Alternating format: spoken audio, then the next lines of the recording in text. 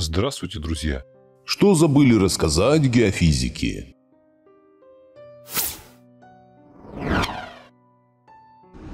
И снова Хаукола. Каждый день я узнаю что-то новое и стремлюсь делиться этим с вами. Ссылка на статью в описании. Автор статьи Big One.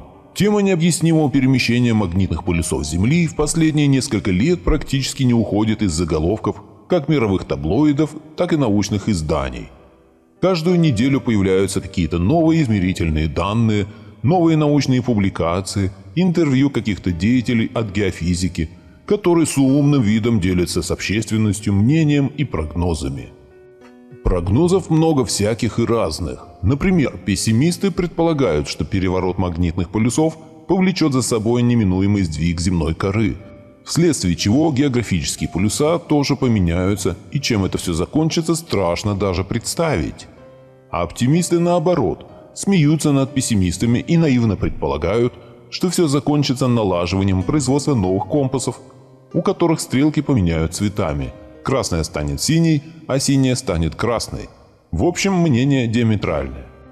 Однако в этом огромном хоре просветленных экспертов не нашлось места скромным представителям такой науки, как молекулярная биология, ибо что там эти биохимики изучают? Какую-то биологию клетки, какие-то липиды и хромосомы. А ведь при смене полюсов речь идет не о ядре клетки, а о ядре Земли. С точки зрения прославленных журналистов-таблоидов или какой-нибудь передовой советской доярки, такой научный подход совершенно правильный. Однако, о чем все забыли, так это о том, из чего состоят мозги и у доярок, и у геофизиков. А мозги у них состоят из клеток, большинство из которых называют нейронами. Нейроны эти изучают довольно давно. Тем не менее, как эти нейроны работают, до сих пор непонятно. Также непонятно и как работают разного рода дифференцирующие клетки. Например, разного рода рецепторы, которые на что-то реагируют и потом начинают управлять или передачей сигнала между нейронами, или ростом и развитием нейронов. И одной из разновидностей этих управляющих клеток являются так называемые магниторецепторы, наличие которых первыми открыли у птиц.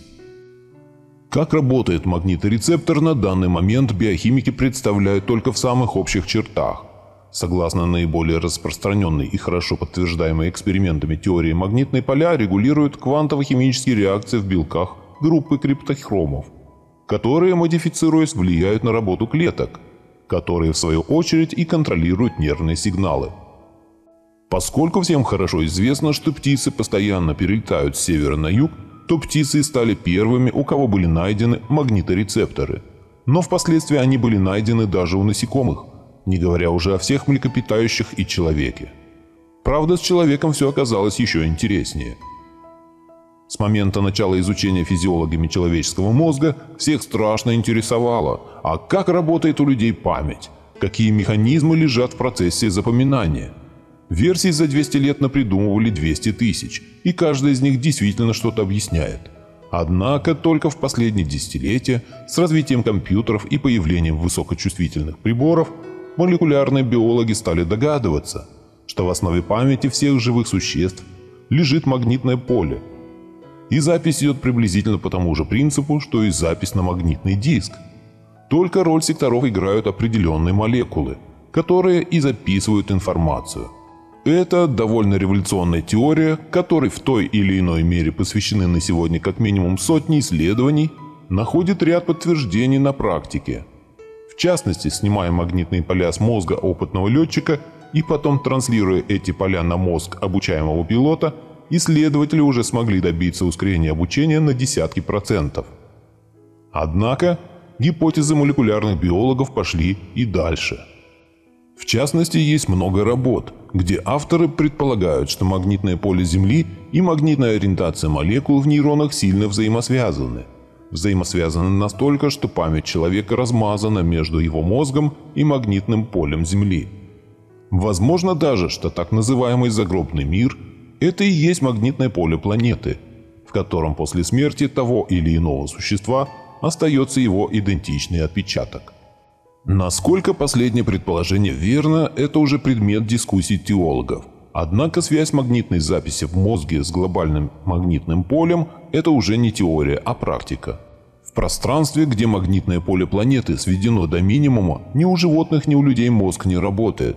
Это хорошо известный всем биологам факт, который конспирологи часто приводят в опровержение истории НАСА о полетах на Луну в картонных коробках. И вот теперь, в свете вышеупомянутых фактов, давайте помоделируем тотальный сдвиг полюсов, причем не географических, а магнитных.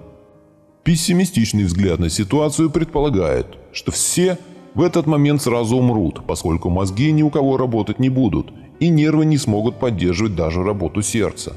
Нам такой взгляд кажется пессимистичным излишне, поскольку он не подтверждается практикой. Перевороты полюсов на планете уже не раз были, но виды от этого не вымерли. Таким образом, вероятнее всего, реализуется оптимистичный вариант. Никто нигде не умрет, но память у всех будет стерта, и по планете станут радостно бегать пускающие слюни имбецилы, которые не будут даже помнить, как их зовут. И нечто подобное на планете уже определенно происходило, что прекрасно знают все историки-альтернативщики.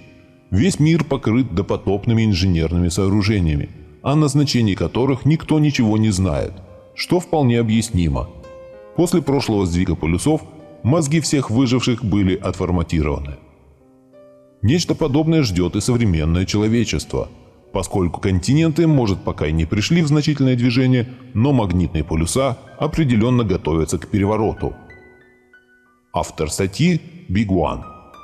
С вами был Домовой. Не забудьте оставить лайк под видео, а еще буду рад, если подпишетесь на мой канал и включите колокольчик для уведомления о новых видео. Всем пока, ребятки!